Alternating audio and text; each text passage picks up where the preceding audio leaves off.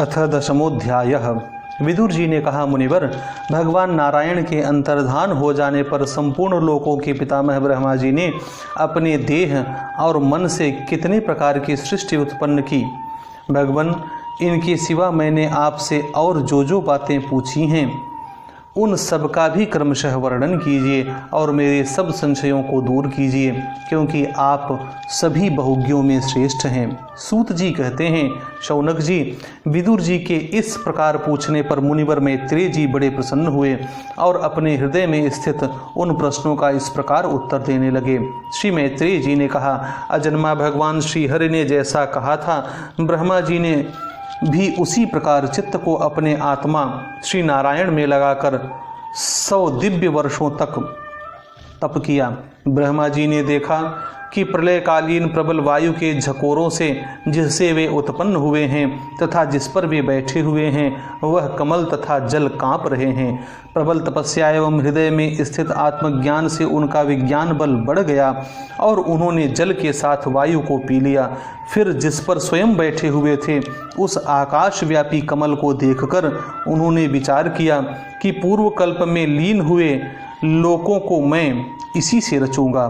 तब भगवान के द्वारा सृष्टि कार्य में नियुक्त ब्रह्मा जी ने उस कमल कोश में प्रवेश किया और उस एक के ही भूः भुवः स्वः ये 3 भाग किए। यद्यपि वह कमल इतना बड़ा था कि उसके 14 भुवन या इससे भी अधिक लोकों के रूप में विभाग किए जा सकते थे।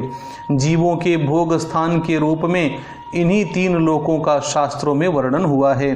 जो निष्काम कर्म करने वाले हैं उन्हें महः तपः जनः और सत्यलोक रूप ब्रह्मलोक की प्राप्ति होती है।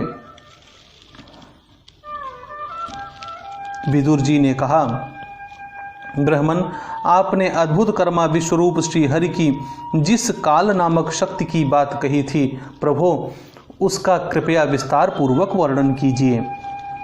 श्री मैत्रेय जी ने कहा, विषयों का रूपांतर ही काल का आकार है। स्वयं तो वह निर्विशेष अनादि और अनंत है। उसी को निमित्त बनाकर भगवान खेल खेल में अपने आप को ही सृष्टि के रूप में प्रकट कर देते हैं। पहले यह सारा विश्व भगवान की माया से लीन होकर ब्रह्म रूप से स्थित था। उसी को अव्यक्त मूर्ति काल के द्वारा भगवान ने पुनः पृथक रूप से प्रकट किया है। यह जगत जैसा अब है वैसा ही पहले था और भविष्य में भी वैसा ही रहेगा। इसकी सृष्टि 9 प्रकार की होती है तथा प्राकृत वैकृत भेद से एक 10वीं सृष्टि और भी है, और इसका प्रलय काल द्रव्य तथा गुणों के द्वारा 3 प्रकार से होता है। अब पहले मैं 10 प्रकार की सृष्टि का वर्णन करता हूँ। पहली सृष्टि महत्तत्व की है। भगवान की प्रेरणा से सत्वादि गुणों में विषमता होना ही इसका स्वरूप है। दूसरी सृष्टि अहंकार की है, जिससे पृथ्वी आदि पंचभूत एवं ज्ञानेंद्रिय और कर्मेंद्रियों की उत्पत्ति होती है। तीसरी सृष्टि भूत सर्ग की है, जिसमें पंचभूतों को उत्पन्न करने वाला तन्मात्र वर्ग रहता है। चौथी सृष्टि इंद्रियों की है, यह ज्ञान और क्रिया शक्ति से संपन्न होती है। 5वीं सृष्टि सात्विक अहंकार से उत्पन्न हुए इंद्रियाधिष्ठाता देवताओं की है। मन भी इसी सृष्टि के अंतर्गत है। 6ठी सृष्टि अविद्या की है।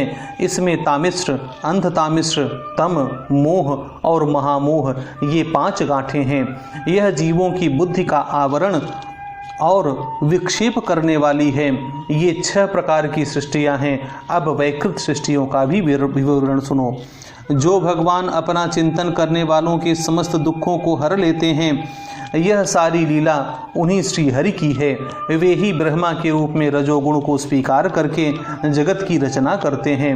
6 प्रकार की प्राकृत सृष्टियों के बाद 7वीं प्रधान वैकृत सृष्टि इन 6 प्रकार के स्थावर वृक्षों की ही होती है। स्थावर वृक्षों की होती है। वनस्पति, औषधि, लता, त्वक्सार, विरूध और द्रुम, इनका संचार नीचे से ऊपर की ओर होता है। इनमें प्रायः ज्ञान शक्ति प्रकट नहीं रहती। ये भीतर ही भीतर केवल स्पर्श का अनुभव करते हैं तथा इनमें से प्रत्येक में कोई विशेष गुण रहता है। 8वीं सृष्टि तिर्यक योनियों पशु पक्षियों की है। वह 28 प्रकार की मानी जाती है। इन्हें काल का ज्ञान नहीं होता। तमोगुण की अधिकता के कारण ये केवल खाना पीना, मैथुन करना, सोना आदि ही जानते हैं। इन्हें सूंघने मात्र से वस्तुओं का ज्ञान हो जाता है। इनके हृदय में विचार शक्ति या दूरदर्शिता नहीं होती। साधु श्रेष्ठ, इन तिर्यकों में गौ, बकरा, भैंसा, कृष्ण मृग, सुअर, नीलगाय, रुरु नामक मृग, भेड़ और ऊंट ये द्विषभ अर्थात 2 खुर वाले पशु कहलाते हैं। गधा, घोड़ा, खच्चर, गौर मृग, शरफ और चमरी ये 1 शफ अर्थात 1 खुर वाले हैं। अब 5 नख वाले पशु पक्षियों के नाम सुनो। कुत्ता, गीदड़, भेड़िया, बाघ, बिलाव, खरगोश, शाही, सिंह, बंदर, हाथी, कछुआ, गोह और मगर आदि पशु हैं। कंक, बगुला, गिद्ध, बटेर, बाज, भास, भल्लूक, मोर, हंस, सारस, चकवा, कौवा और उल्लू आदि उड़ने वाले जीव पक्षी कहलाते हैं। विदुर जी, नवी सृष्टि मनुष्यों की है। यह एक ही प्रकार की है। इसके आहार का प्रवाह ऊपर से नीचे की ओर होता है। मनुष्य रजोगुण प्रधान, कर्म परायण और दुख रूप विषयों में ही सुख मानने वाले होते हैं। स्थावर, पशु पक्षी और मनुष्य ये तीनों प्रकार की सृष्टियां तथा आगे कहा जाने वाला देवसर्ग वैकृत सृष्टि है तथा जो महतत्वादि रूप वैकारिक देवसर्ग है उसकी गणना पहले प्राकृत सृष्टियों में की जा चुकी है। इनके अतिरिक्त सनत कुमार आदि ऋषियों का जो कौमार सर्ग है वह प्राकृत वैकृत दोनों प्रकार का है। देवता, पितर, असुर, गंधर्व, अप्सरा, यक्ष, राक्षस, सिद्ध, चारण, विद्याधर, भूत, प्रेत, पिशाच और किन्नर, किमपुरुष, अशुमुख आदि भेद से देव सृष्टि 8 प्रकार की है। विदुर जी, इस प्रकार जगतकर्ता श्री ब्रह्मा जी की रची हुई यह 10 प्रकार की सृष्टि मैंने तुमसे कही। अब आगे मैं वंश और मनवंतरादि का वर्णन करूंगा। इस प्रकार सृष्टि करने वाले सत्य संकल्प भगवान श्री हरि ही ब्रह्मा के रूप से प्रत्येक कल्प के आदि में रजोगुण से व्याप्त होकर स्वयं ही जगत के रूप में अपनी ही रचना करते हैं। जय जय श्रीमद्भागवते महापुराणे पारमहंस्याम संहितायां तृतीय स्कंधे 10वां अध्याय।